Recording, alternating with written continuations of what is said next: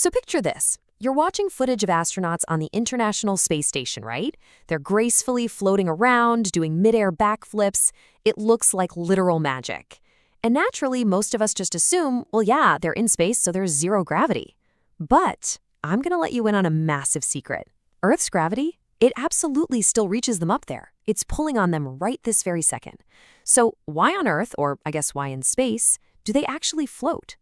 Think about that for a sec, because the answer is honestly one of the coolest concepts in all of physics.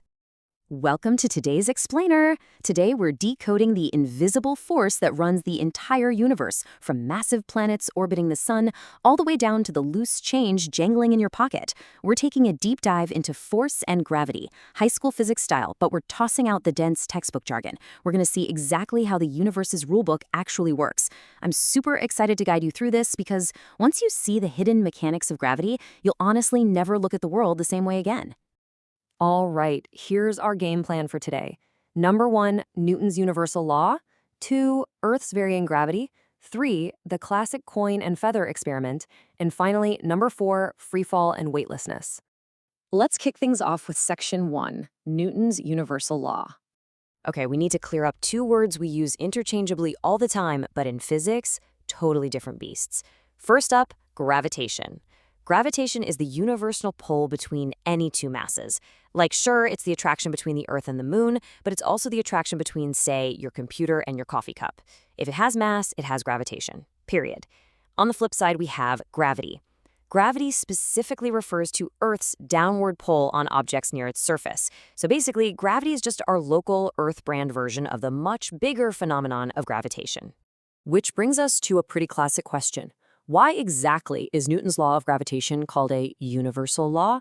Well, it's not just some fancy PR title. It's called universal because it literally applies to everything, everywhere in the universe. Seriously, no exceptions. It doesn't matter if you're calculating the force between 2 microscopic dust specks floating in your bedroom or 2 supermassive black holes colliding billions of light years away.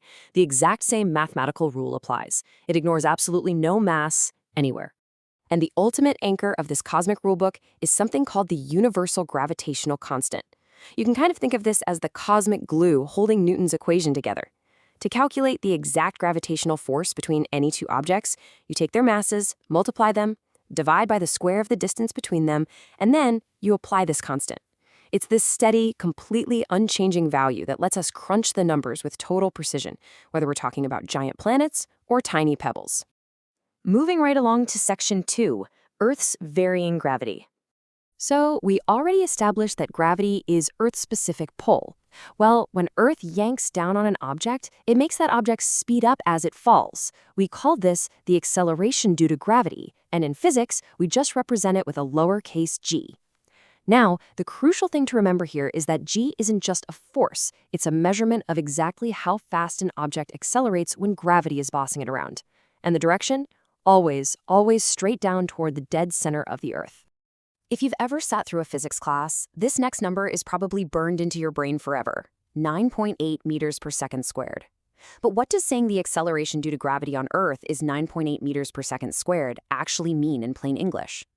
It means if you drop something off a cliff, for every single second it falls, its downward velocity shoots up by another 9.8 meters per second. 1 second into the fall, it's moving at 9.8 meters per second. 2 seconds in, boom, 19.6 meters per second. It just keeps getting faster and faster. But here's a pretty wild twist for you. G is not identical everywhere on Earth. Why? Well, because the Earth isn't a perfect, flawless sphere. It's actually a bit squished. It bulges out at the equator and flattens out at the poles. Because you're physically closer to the center of the Earth when you stand at the poles, the value of G hits its absolute maximum right there.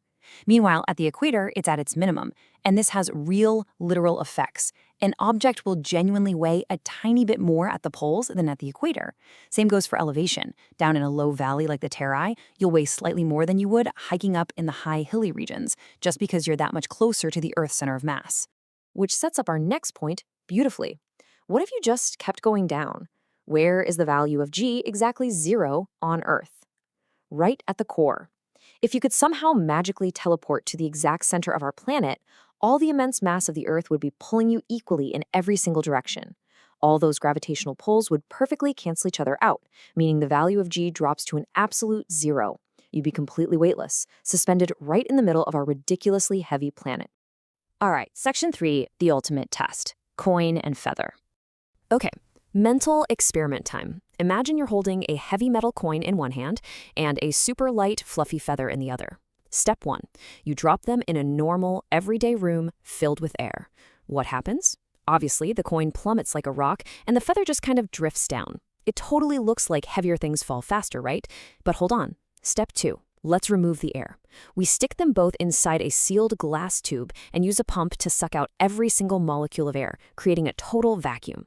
Now, step 3, we drop them again. And here is the mind-blowing conclusion of the coin and feather experiment. Inside that vacuum, where there is zero air resistance to push back against the feather, the coin and the feather fall at the exact same rate. They hit the bottom of the tube at the exact same split second. This perfectly proves that gravity's effect on a freely falling body has absolutely nothing to do with its mass. Gravity accelerates all objects, whether they're bowling balls or bird feathers, completely equally. So the real takeaway here is not constant acceleration. Remember our old friend 9.8 meters per second squared? This beautifully, and maybe a little terrifyingly, answers a very real-world question. Why is it so dangerous to jump from a significant height? It's because gravity isn't just gently pulling you down, it's aggressively accelerating you. The longer you fall, the faster you go.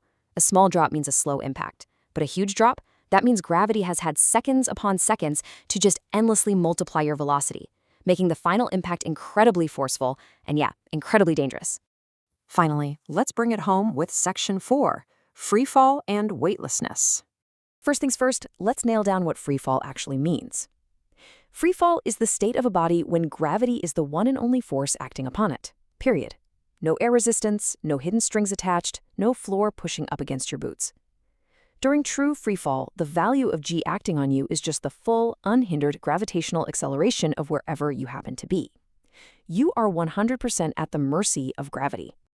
And when you enter that state of true freefall, you get to experience something completely bizarre, weightlessness.